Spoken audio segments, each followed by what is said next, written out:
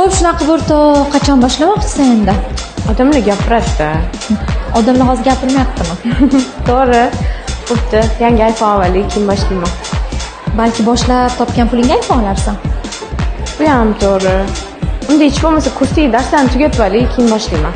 Lekin bilasanmi, eng zo'r dars bu amaliyotdagi darsda. Nazariya bilan to'xtab qolmagin. O'xshamasachi. O'xshasachi? Menda biznes boshlash uchun yetarli pul yo'q. Phil Knight biznesini atigi $50 bilan boshlagan. Menda ofis ham yo'q. Apple esa Steve Jobsning ota-onasining garajida tashkil topgan. Haftalab ishladim, lekin natija yo'q. Mr. Bestning yuqumli bo'lishi uchun 5 yil va 100+ video kerak bo'lgan. Lekin men charchadim. Elon Musk haftasiga 100+ soat ishlagan va Tesla zavodida tunab qolgan. Menga hech kim ishonmaydi.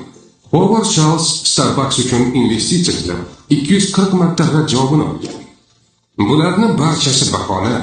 Seni to'xtatayotgan yagona narsa bu o'zing. Ishongim kelmayapti. Bir tiyin ham pulingiz yo'qmi?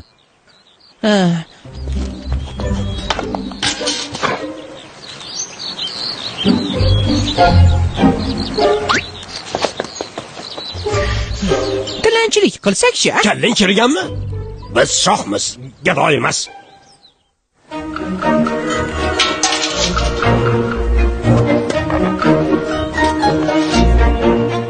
Nima? 2 tiyin? Meni kim deb o'ylashyapti?